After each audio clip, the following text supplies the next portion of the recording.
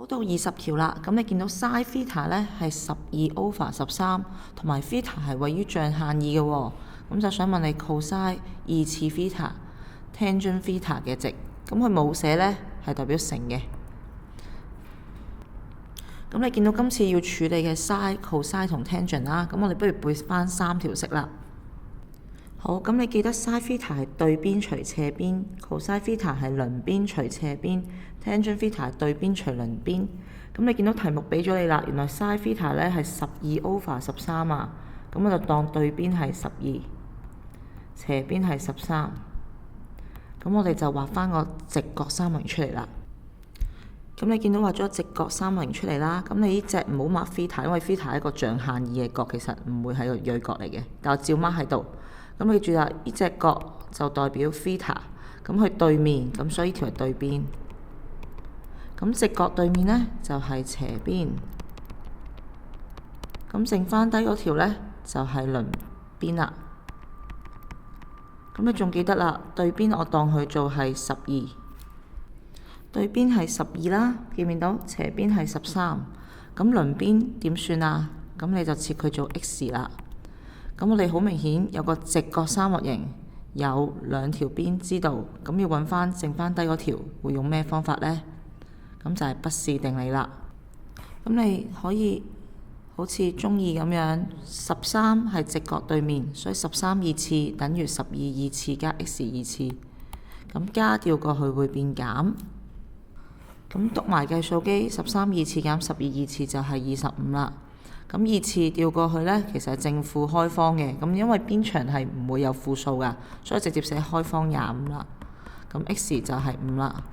咁所以大家知道原來鄰邊呢係5嚟㗎。咁我就可以寫翻低條式啦。鄰邊係5，斜邊已經有啦13，對邊係12。好啦，咁你會問 cosine theta 同 tangent theta 係咪就咁計完啊？咁梗係唔係啦，因為我哋題目有講到原來個象限係2嚟嘅喎，咁大家要記翻啦。咁我哋記得啦，唔同象限咧都有唔同嘅英文字母，象限1係 A， 象限2係 S， 象限3係 T， 象限4係 C。咁你想點樣記呢？咁我哋有個口號啦，咁你可以叫成阿 Sir too cool， 阿 Sir too cool。咁阿即係 A 啦， Sir 即係 S， too 即係 T。Cool 就係 C 啦，咁我哋而家處理嘅係象限2，咁象限2呢係 S 喎，咁咩意思啊？即係得 sin 係正嘅啫，所以你發覺得 sin 係正數，咁 cosine 同 tangent 會點啊？係負嘅，所以你加翻個負號去到啦，得唔得？象限2係 S 嘅意思代表淨係得 sin 係正嘅啫，即係題目嗰度見到啊，正12/13，咁 cosine 同 tangent 都係負，所以加翻個負啦。咁我哋差唔多做完嘅啦，咁我哋抄低條題目。好啦，原來題目係叫我哋揾 cosine 2次 theta tangent theta 嘅值。咁一開頭已經講咗啦，佢冇寫即係代表乘啊，所以個乘嚟嘅。咁咩叫 cosine 2次 theta？ 咪即係 cosine theta 再攞2次咯。咁跟住我哋代翻頭先咁辛苦揾嚟嘅數字。咁 cosine theta 見唔見到啊？係-5/13。tangent theta 係-12/5，咁跟住篤計數機就會計到個答案啦。咁答案你一篤啊，咁你連埋個弧篤就會計到-60/169啦。好啦，到第21條啦，咁我哋要解啲 sin cosine tangent 嘅方程。咁我哋今次要處理嘅係 tangent theta 等於1。咁我哋第一件事呢，初中嘅你哋見到 tangent theta 等於1，你梗係篤計數機啦。咁點篤啊？咪 shift tangent， 即係我將個 tangent 移過去 ，shift tangent 1，咁睇下答案幾多啦。咁你記住撳翻 EXE 啦 ，shift tangent 1 EXE， 咁你會計到答案係45度。咁45度呢係一個象限1嘅角嚟嘅。我哋用計數機篤出嚟嗰個呢，其實係象限1。咁你望下啦喎，如果 tangent theta 係正1嘅話，見到1前面冇寫即係正，咁你諗翻起我哋啲英文字母啦，就係阿 Sir too cool。咁如果 tangent theta 係正數嘅話呢，咁其實你知唔知我哋會有邊啲象限係符合到啊？ tangent theta 係正，咁象限1一定得啦，所以你象限1嘅角一定得。象限2呢？唔得喎，象限2係 sin 係正嘅啫，tangent 係負嘅。象限3 t 即係代表 tangent，所以象限3都得嘅。咁象限4得 cosine 係正嘅啫，tangent 係負，所以象限4都唔得。所以你知道答案得兩個象限得嘅啫。咁第一個象限1咁咪45度咯，計數機篤嗰個。咁象限3嗰隻係咪45度啊？咁梗係唔係啦。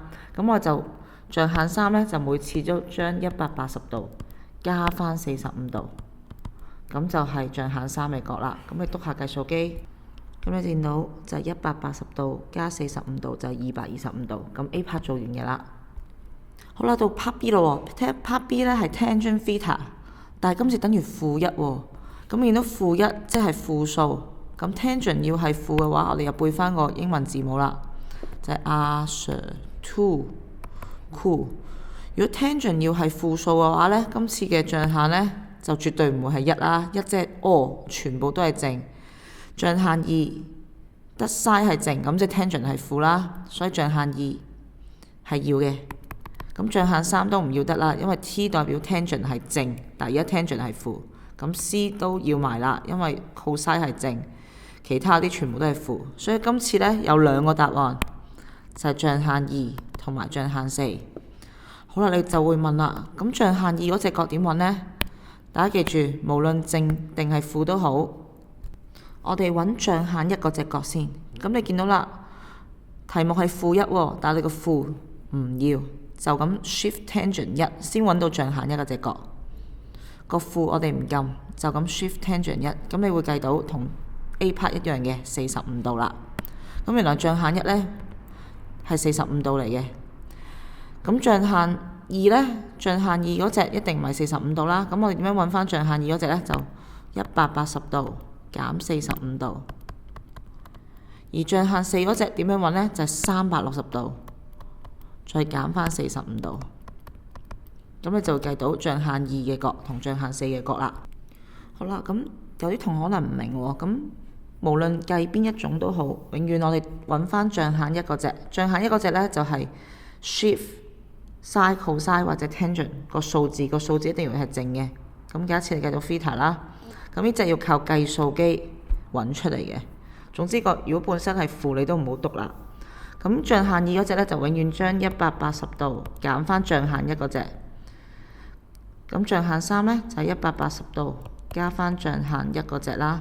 咁最尾象限4嗰隻就360度減翻象限1嗰隻。咁你就揾到4個象限嘅角啦。好，到 part C 啦。咁 part C 呢，其實呢，你發覺 tangent 2次 theta 減1等於0。咁我哋可以照做翻平時嘅嘢，將減1調過去變加1，二次調過去變正負開方。好啦，咁你發覺原來 tangent theta 可以係正1或者 tangent theta 係負1。大家發唔發覺你已經計咗呢兩條方程啦？呢兩條根本 A part 或者 B part。咁所以你抄翻 A part 嘅答案45度、225度，同埋 B part 嘅答案135同315。所以 C part 嘅答案就將 A part、B part 嘅答案抄低佢。所以總共有4個答案。好，到最後一題啦，22條。咁你見到 f(x) 咧係一個3次方嘅多項式啦。咁 A 同 B 係未知數。咁我哋揾翻 A 同 B 啦，個 A part。咁點樣揾呢？就由題目嘅資料出發啦。咁原來第一句 f(x) 原來可以俾 x 減3整除噶。咁大家就可以寫低啦，整除喎，咪即係餘數係0咯。咁你要學過因式定理噶嘛？如果餘數係0嘅話，你就知道唔使用長除法，只要將 x 減3變做0。咁 x 減3係0嘅話，咁 x 就係3，所以將個 x 代做3，代落去 f(x) 入面，咁嗰個就係餘數啦。好啦，咁我哋只要將 x 減3代做0，計到 x 係3，咁就將個3代翻落去 x 嘅位置，咁你見到全部 x 換走做3，咁佢個餘數呢就係0。咁跟住我哋化簡啦，咁3嘅3次係27，咁跟住 3b， 咁一次過將呢啲搬去右手邊啦，咁你就計到係120，得唔得？本身左手邊係負120，搬去右手邊120啦。咁我哋唔好將呢個叫第一條方程，因為27、3同120呢都係被3整除啊，所以全式除3，咁27除3咪9咯3除3咪1咯，120除3咪係40啦。咁呢個先叫第一條方程。好啦，咁你知道靠一條方程係計唔到兩個未知數噶嘛，所以我哋睇埋第二個資料啦。原來 f(x) 除以 x 加1嘅時候，個餘數係-32喎。好啦，咁你知道今次呢，第二個資料就餘數係-32，咁你就要用餘式定理啦。咁-32點計出嚟㗎？就將 x 加1一樣代去做0，x 加1當去做0，咁加1調過去變-1，所以 x 今次就代-1啦。咁你就成條題目 f(x) 代做 x-1。好，代咗 x 做-1之後呢，咁你可以做化簡啦。咁你負數攞3次方，其實都係負嘅，所以負 a。咁呢度就係減13乘1啦，負得正。咁呢個就係負 b。咁呢個調埋過去，咁你就發覺係-16嚟嘅，調翻去右手邊。好，咁大家留意翻呢個-32嚟㗎，係啦，咁我已經抄錯咗。咁呢個係-32，咁你將全部搬晒右手邊，咁最尾你會計到右邊係-16。咁呢個第二條方程啦。好啦，我將頭先嗰兩條方程係有 a 同 b 兩個未知數嘅，抄多一次啦。咁你見到啦，我哋點樣計 a 同 b 呢？咁除咗揾 a 或者 b 做主項，其實你仲學過加減㗎。咁見到有好吸引啦，加 b 同減 b， 其實你點樣可以變做0呢？咁只要將佢相加，就可以變做0㗎啦。咁9a 加負 a， 咁咪8a 咯。正 b 加負 b， 咁就係0啦。咁40減16，咁你就會計到係24，所以8a 呢就會等於24，咁 a 就會等於3啦。咁計到 a 係3之後，你代落第一條式或者第二條式計埋個 b 啦。咁1好似好啲，因為冇咁多負數。咁計埋個 b 就係13啦。咁所以你 a part 做完㗎啦。咁 a part 嘅答案就係 a 等於3，b 等於13。咁我哋而家要計 b part 啦。好， b part 啦，咁我哋將一個3次方嘅多項式呢嚟做因式分解。咁大家仲記得啦，如果要做因式分解3次方呢，咁你係要長除嘅，除啲乜嘢呢？除啲餘數係0嘅，咁邊個餘數係0啊？咪 x 減3咯。當 f(x) 比 x 減3除嘅時候整除啊嘛，所以我哋而家要做長除，除以 x 減3，餘數係0。好啦，咁我哋寫翻題目嗰個 f(x) 啦。咁記住啦 ，a 已經揾咗啦，係3，b 已經揾咗13，咁其他照抄。咁我哋除以一個餘數係0嘅。咁我而家準備做長除啦。咁點樣做長除呢？ x 乘 3x 3次係幾多啊？咁你知道啦 ，x 乘 3x 2次，2加1先為3噶嘛。咁我哋就跟翻對翻位 ，x 2次嗰啲呢就寫喺第二格，所以你寫翻呢個啦。3x 2次 ，x 乘 3x 2次咪 3x 3次咯。咁隔離-3都要乘佢喎，咁就係-9x 2次。